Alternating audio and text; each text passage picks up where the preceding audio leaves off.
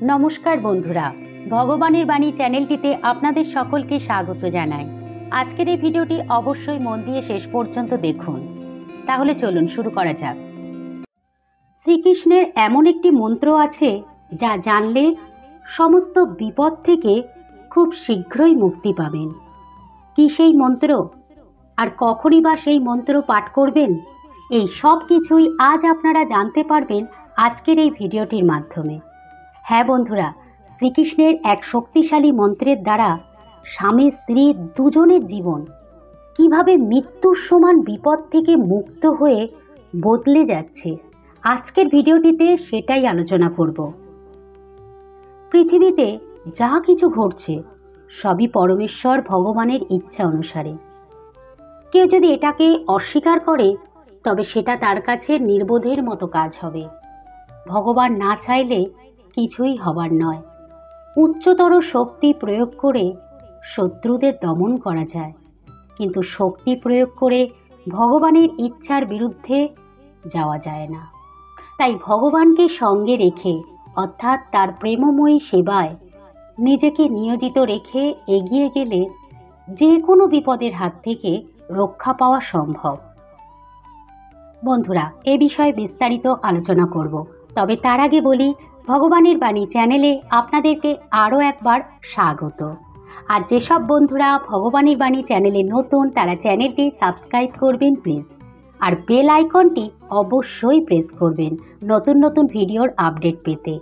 আর ভিডিওটি ভালো লাগলে একটা লাইক দেবেন, আর কমেন্টে অবশ্যই জয় শ্রীকৃষ্ণ লিখতে ভুলবেন না। তাহলে চলুন ভিডিওটি শুরু করা যাক। জয় ও রিয়া দুজন স্বামী স্ত্রী, দুজনে একে অপরকে ভালোবেসেই বিবাহ করেছে। কিন্তু ইদানিং জয় বড্ড বেশি সংসার বিমুখ হয়ে যাচ্ছে। দীর্ঘক্ষণ বাড়ির বাইরে বন্ধুদের সঙ্গে কাটানো, মদ্যপান, এসব দিন দিন বাড়তে থাকে। এদিকে রিয়া বাড়িতে মন দিয়ে সংসার করে ও সংসারের নানা কাজকর্মে নিজেকে সর্বদা ব্যস্ত রাখে। এভাবেই তাদের দিন কাটতে থাকে। তাদের সংসারে সুখ শান্তি একটু একটু করে নষ্ট হতে থাকে জয়ের অসংযত জীবনযাপনের জন্য। তাদের সম্পর্কের মাধুর্যটাও দিন দিন হারিয়ে যায়। এমতাবস্থায় রিয়ার বাপের বাড়ি শ্রীকৃষ্ণের নামগানের অনুষ্ঠানের আয়োজন হয়। রিয়া ও জয় সেখানে যায়। সংসারের নানা অশান্তি রিয়ার সমগ্র মন জুড়ে থাকে, তবু কারো সামনে সে তা প্রকাশ করে না। সেখানে গিয়ে পরিবারের সকল আত্মীয়ের সঙ্গে তারা একত্রিত হয়। বাড়িতে সারাদিন হরিনাম সংকীর্তনের মাঝে ভালোই কাটে, কিন্তু আসল সমস্যা বাধে রাত্রে। জয়ের অসংযত জীবনযাত্রা এখানে এসেও প্রকাশ পায়। রাতে অতিরিক্ত মদ্যপান করে সে রিয়ার সাথে অত্যন্ত দুর্ব্যবহার করে। বাড়ি ভর্তি আত্মীয় স্বজনের সামনে মদ্যপান করার জন্য রিয়া জয়কে বলতে গেলে জয় রিয়ার গালে দুটো চড় মারে। এরপর জয় সেই রাত্রে মদ্যপ অবস্থায় গাড়ি নিয়ে বাড়ি থেকে বেরিয়ে যায়। এদিকে অপমানে দুঃখে কাতর হয়ে রিয়া অত্যন্ত কান্নাকাটি করতে থাকে। জয়ের কোনো বিপদ হতে পারে এ কথা ভেবে সে খুব ভয় পেয়ে যায়। সেই সময় তাদের বাড়িতে তাদের গুরুদেব উপস্থিত ছিলেন। তিনি এমন পরিস্থিতি দেখে রিয়াকে শান্ত করানোর চেষ্টা করেন। ভগবান শ্রীকৃষ্ণের প্রতি ভরসা রাখতে বলেন, আর একটি মন্ত্র সেই মুহূর্তে বসে 108 বার জপ করতে বলেন। রিয়া গুরুদেবের কথা মতো সেই মন্ত্র জপ করতে শুরু করে। সেই মন্ত্র জপ করার ফলে রিয়া অনুভব করে তার অস্থির মন অনেক শান্ত হচ্ছে। আর কিছু সময় বাদেই জয়ও বাড়ি ফিরে আসে সুস্থ শরীরে, অত্যন্ত লজ্জিত মুখে। রিয়াকে অপমান করার জন্য সে রিয়ার কাছে এসে ক্ষমা চেয়ে নেয়, পরিবারের সকলের কাছেও ক্ষমা চায়। জয়ের এই হঠাৎ পরিবর্তনে রিয়া বিস্মিত হয়ে যায়। সে গুরুদেবের কাছে গিয়ে এসব বলাতে গুরুদেব বলেন, দেখো মা, এই সবই ওই মন্ত্রের শক্তি। এবার থেকে তুমি যখনই বিপদে পড়বে সঙ্গে সঙ্গে এই মন্ত্রটি 108 বার জপ করতে থাকবে। তাহলে দেখবে স্বয়ং ভগবান শ্রীকৃষ্ণ তোমাকে সমস্ত বিপদ থেকে রক্ষা করছেন। আর যদি তুমি প্রতিদিন ঘুম থেকে উঠে স্নান করে বা ধৌত বস্ত্র পরিধান করে শ্রীকৃষ্ণের সম্মুখে বসে এই মন্ত্র জপ করতে থাকো, তাহলে দেখবে তোমার সমস্ত কষ্ট ও সমস্যা দূর হয়ে যাবে। স্বামী স্ত্রীর সম্পর্কে কোনো জটিলতা আসবে না।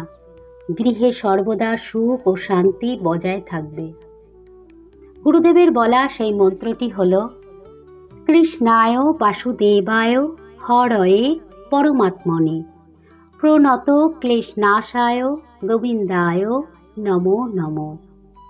অর্থাৎ, হে কৃষ্ণ, যিনি বাসুদেব, যিনি হরি, যিনি পরমাত্মা, তাকে প্রণাম করি। যিনি শরণাগতের দুঃখ দুর্দশা নাশ করেন, তাকে প্রণাম করি। গোবিন্দকে বারবার প্রণাম। এই মন্ত্র পাঠের সুফল পাওয়ার পর থেকে রিয়া বাড়ি ফিরে এসে তার স্বামীকে এই মন্ত্রটি জানায়। এরপর থেকে দুজনেই প্রতিদিন সকালে উঠে এই মন্ত্র জপ করতে থাকে। জয়ের জীবন দিন দিন পরিবর্তিত হতে থাকে। সে অনেক সংসারী হয়, মদ্যপান ছেড়ে দেয়।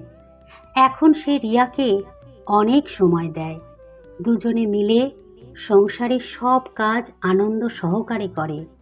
এক কথায় বলতে গেলে তাদের সংসার সুখ শান্তিতে ভরে ওঠে। আর এই সব কিছুই সম্ভব হয়েছে ওই মন্ত্রের শক্তিতে।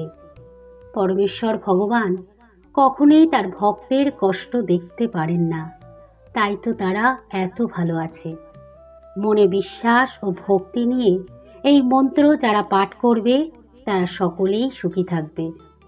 বন্ধুরা, আসুন এবার জেনে নিই কিছু অনুপ্রেরণামূলক উক্তি। অপমান হলো একটি তীর, যতই ভুলতে চাইবেন ততই হৃদয়ের গভীরে বিদ্ধ হবে।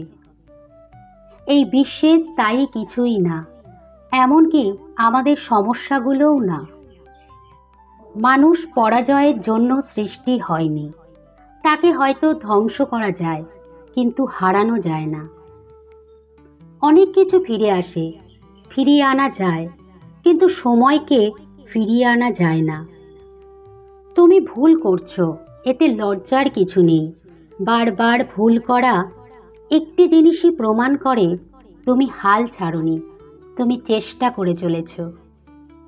মানুষের মন যেদিন ক্লান্ত হয় সেদিনই তার মৃত্যু হয়। প্রাপ্তি আর প্রত্যাশার পার্থক্য হলো দুঃখ। তাই নিজের প্রত্যাশাটা একটু কমিয়ে ফেলুন, দেখবেন আপনার দুঃখ কমে গেছে। আগুনকে যে ভয় পায় সে আগুনকে ব্যবহার করতে পারে না। বন্ধুরা, আজকের ভিডিওটি এই পর্যন্তই। ভিডিওটি দেখে উপকৃত হলে ভিডিওটি শেয়ার করবেন প্লিজ, যাতে অন্যরাও উপকৃত হয়। জয় শ্রীকৃষ্ণ। রাধে রাধে। ধন্যবাদ।